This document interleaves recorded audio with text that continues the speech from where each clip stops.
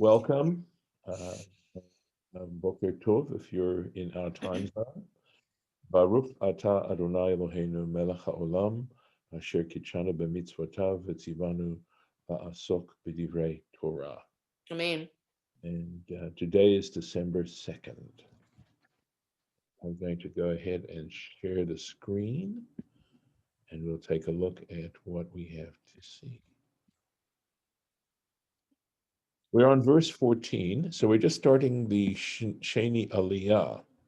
So, Vayalin Sham Balayla Hahu. So he spent the night on that night. So, Vayikach min haba b'yado, and he took from what came to his hand, literally, mincha, as a gift, le'esav achiv, for Esau, his brother. Let's see what that is. All right, so this expression haba beyado, which came into his hand.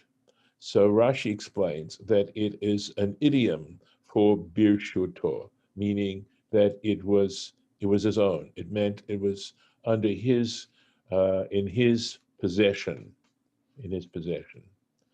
V'chein, and likewise, he gives another example in Numbers 21. Vayikach et kol artso miado, he took all his land from his hand. And as I've said before, this term hand refers to control, to being able to control something. Umidrash, so took the land from his control, or dispossessed him. Midrash Agada, and a more midrashic interpretation, min haba beyado. So, in other words, something that came into his hands. Avanim tovot. We're talking about precious stones, umargaliot, and pearls. Sha'adam tsar bitzror, that a person is able to put into a bundle, into a little bag, venosam biador, and carries them in his hand. So, in other words, ba biador meaning something that he could actually carry, understood here, but meaning something precious, something valuable. Davar acher, another interpretation, min haba biador. So that which was under his control, min hachulin. So in other words, that what he gave it to him was considered chulin. Chulin means non-sanctified food or non-sanctified animals, things that are non-sanctified. So it's the opposite of kadosh. So there's kodesh and there's chol. And so kodesh, in terms of the days of the week, would be the Sabbath, and Yemei Chol would be the rest of the days of the week. So what are we talking about? Shinatal ma'asar, because he had tithed them. In other words, when he sent these animals, as you'll see, to Esau, that's at least from the pshat of the text, he had taken ma'asar, he had tithed them to begin with. Kama de'it amar, as one finds, you find in the text, aser asrenu lach. I have tithed it. He says it. That is to say, Jacob, earlier on, when he had that experience where he was dreaming of the ladder to heaven, he makes this promise to God and says he would tithe whatever came into his possession. So here he is fulfilling that promise that Jacob himself had made to God. V'hadar lakach mincha, and after he had done that, then he took a gift for Esau. Got to pay your taxes first. So they're kind of saying that they're cholin because they weren't tithed. No, because they had already been tithed, and once the tithes had been removed, now you could use it for yourself. How So, can you remove a tithe? so by taking 10%, like for example, if you Oh, 10% of your salary, in right. other words, when you have your entire salary, when you have your gross salary. No, I understand tithing. I thought you were saying like they were removing the titheness from them. No, no. Well, in a sense, you could say that. In other words, they needed to be tithed. They were still subject to tithing. So Mm-hmm. were his gross flocks, but they needed to be tithed. Okay. Once But, you took off the tithe, they were now you could use them for your own personal use. but are they non-kosher animals? In some cases, they were, because it's going to mention, I believe, camels, and it also talks, I think, about donkeys. Those are non-kosher animals. Mm-hmm. So I should not have eaten that fried donkey for breakfast this morning. no, you shouldn't have. You shouldn't have. Okay, just don't let me go down any rabbit holes there. Izim Matayim. So, what was the gift? And it's sort of interesting. And there's an implied question here as to what's the significance of specifying the gifts, going into such specifics. Izim Matayim, 200 goats, the Tayashim Esrim, and 20 he goats. So he's setting him up to be able to have flocks. Rechelim Matayim, this would be sheep, 200, the Elim Esrim, and rams, 20. So in other words, these were females, and they were the males there to support them and to help them to propagate them. Let's take a look if Rashi dives right in. He does indeed. It's Izim, huge. Why are the ewes and the female goats, the nanny goats, not feminine endings? good question. It's not like I have a simple answer for you. I would just say because they have their own names. In other words, a Rachel is always a female sheep, and so it doesn't need to be. We don't need to have more information to let us know that it is feminine. Let's see if they have anything. Yeah, you'll see this in all the cases because this was a pastoral people. They have specific names for a she. They don't say he goat and she goat. I guess they would use nanny and Billy, right? So Mhm. that's the way they go. So they don't need a feminine ending to tell you that. Okay. We already know it's feminine. I mean, that's my shot answer. There may be better answers than that. All right. Well, that just goes to the usages of masculine and feminine and the default to the masculine. Say this again. I'm sorry. You know, the default, when in doubt, masculine ending. Right. Exactly. It's. Yeah. I think it seems more common if the noun ends in a, with a hey, or a tough, like eat or whatever, that it would have an oat plural. I mean, I'm not saying it's always the case, but I think that's a little more common. Uh, I mean, we'd have to check, I think, because I don't, while the hey at the end does indicate a feminine form, there may well be nouns that don't end that way and still are considered feminine nouns. Right. I'm just talking about Yeah. what seems common, not what's always. Right. Right. All right. Izim Matayim V'Tayashim Isrim. So 200 nanny goats and 20 billy goats. Matayim izim, that is to say, 200 nanny goats. Tzrichot isrim tayashim, they require 20 billy goats. V'chein kulam hascharim kedei tzorech hanekevot. I hope you will like Rashi's little comment here. He says that in all these cases, as we go down the list, right, the number of males is only for the need of the females. In other words, it's what the women need. That's what they need, or the females need. That's why so many males are provided. Okay, just understanding the drone idea, right? Okay. Uva Bereshit Rabbah, and in the Bereshit Rabbah, Doresh Mikan, he takes out. So in other words, remember what we're doing is we're trying to deal with why this specificity. Okay. Mikan le'una ha'amura b'Torah. That when it talks about the fact unata lo yigra, it says that in the case of a specific case that I think it has to do with a woman who is a handmaid or something under certain circumstances, and he has to take care of her una, which would be conjugal rights. That's how we would say it, I suppose, in English, right?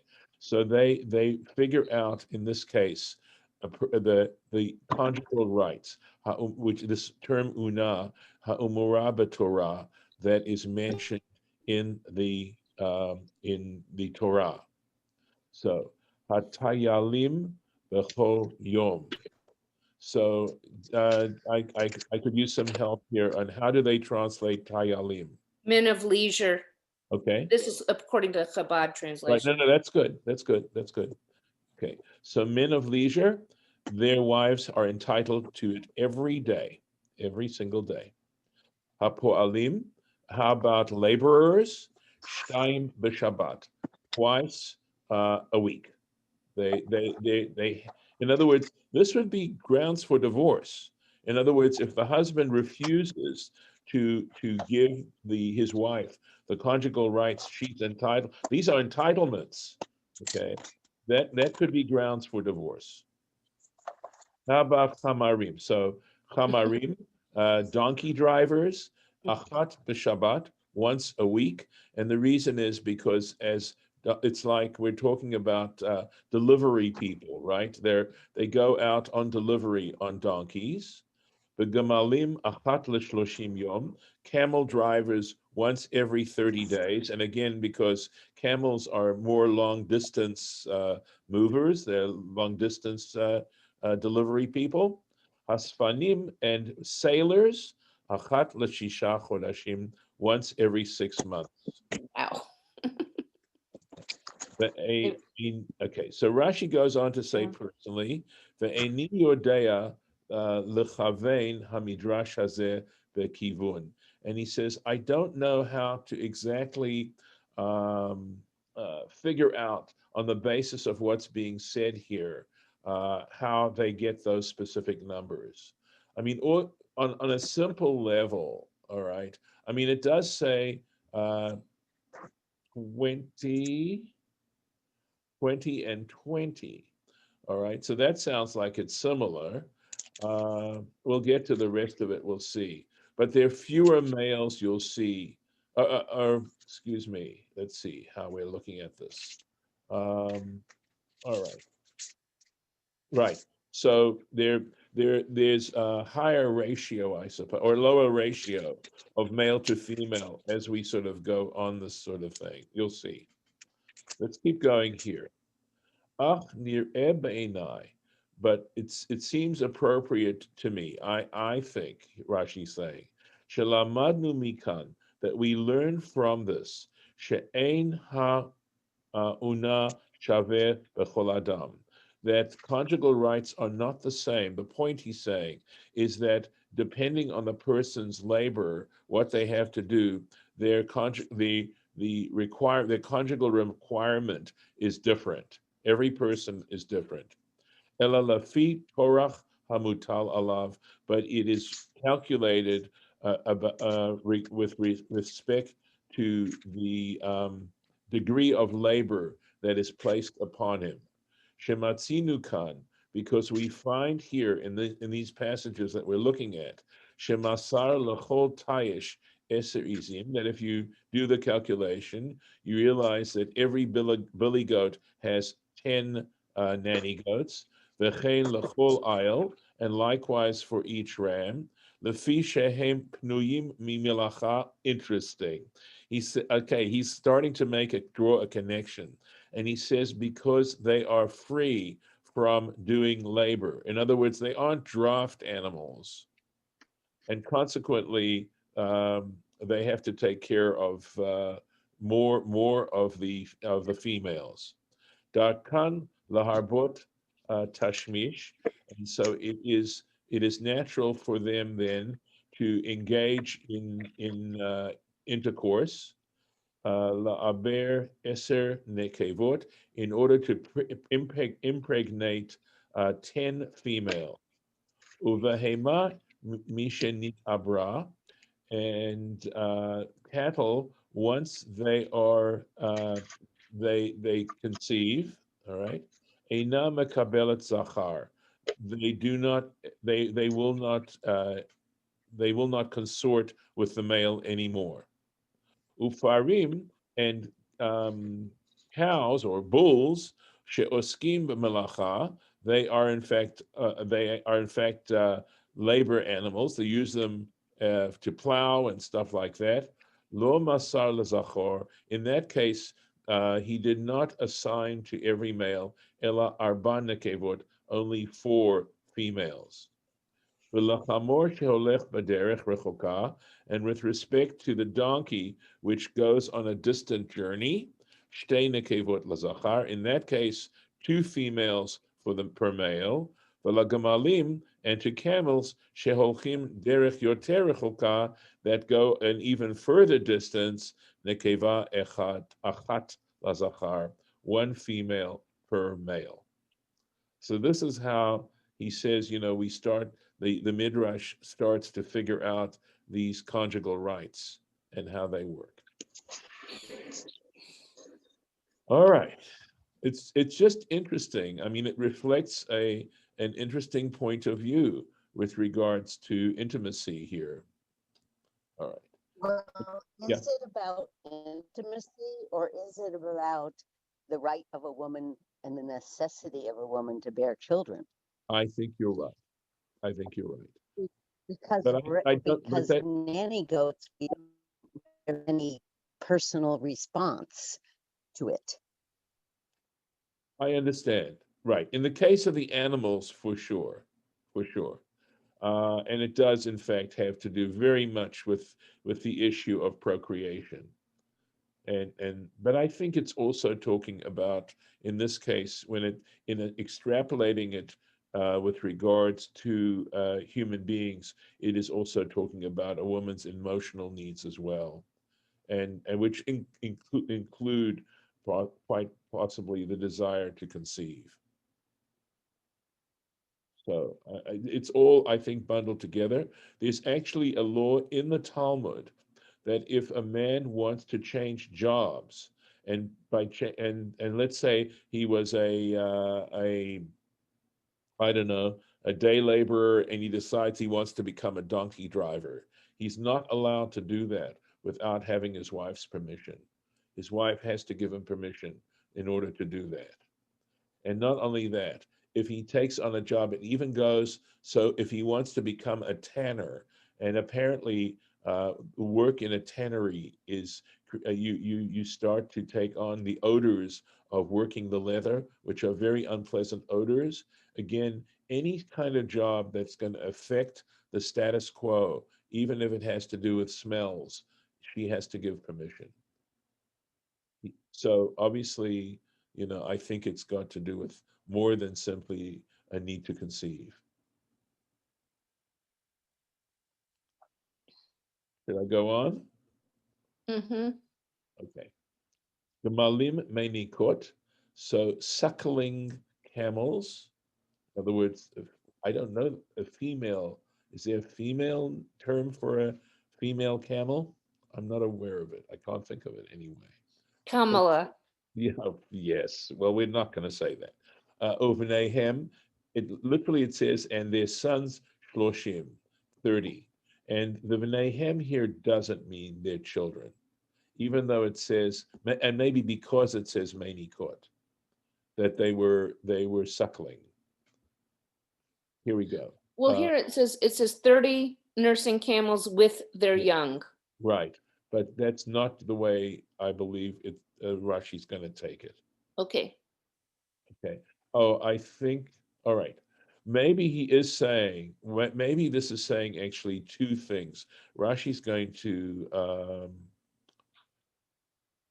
I think they're going to draw actually two things: that the camels are nursing their and their offspring are with them, but also they came with their mates as well. We'll take a look at the Rashi. Parot arba'im, um, um, 40 cows, ufarim asara, and 10 bulls. Atonot esrim, uh, this would be she asses, right? 20 she asses for ayarim, uh, and the male donkeys, uh, asara, 10. So 10. Would they be jackasses? I don't know. Would be 1 to 2, right? Because the she asses would be 20. Okay, Jacks and Jennies, I think. okay, fair enough.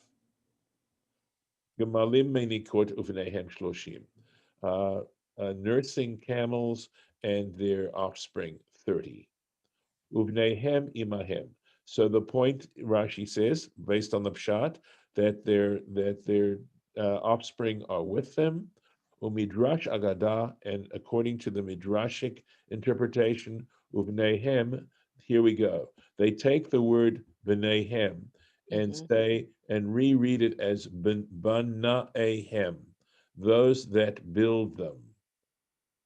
And by the way, having that aleph there is yuds and alephs and hays and vavs, they all can interchange.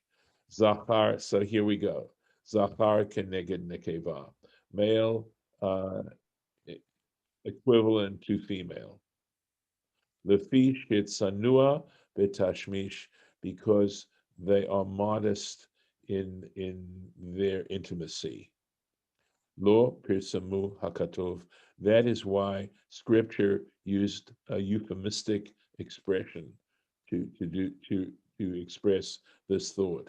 Pirsamu means literally it means lefarsem means to advertise, something like that. So an advertisement in modern Hebrew is pirsomet. And Yeah, but so it says in here in parentheses that, when they say those that build them means those who impregnate them. correct, right?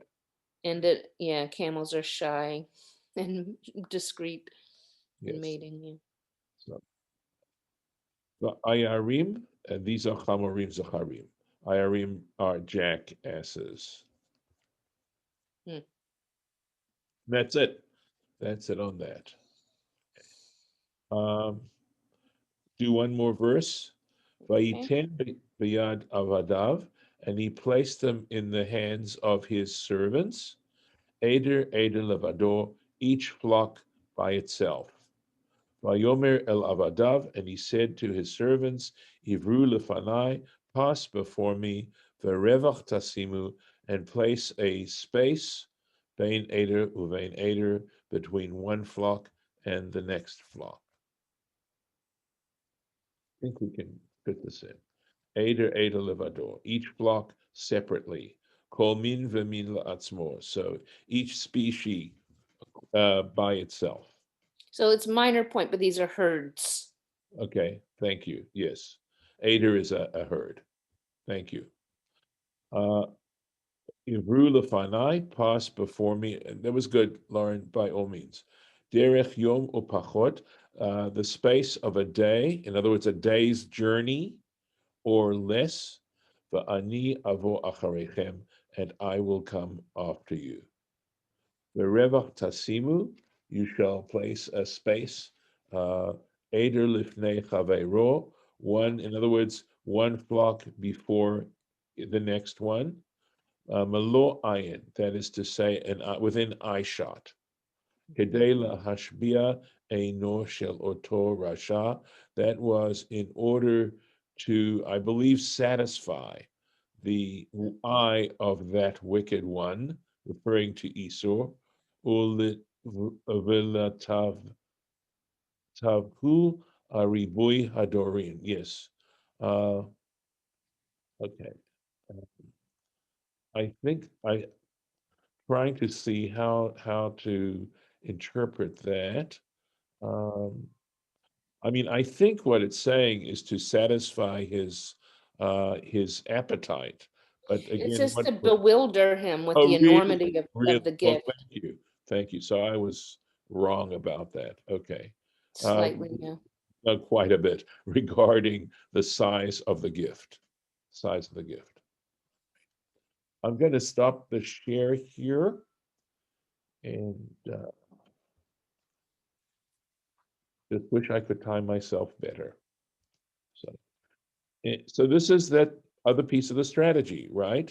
We had the prayer, we had the separate, splitting up the camps, and now we have the gift, the attempt at appeasement to try and prevent any kind of battle, any kind of physical warfare itself.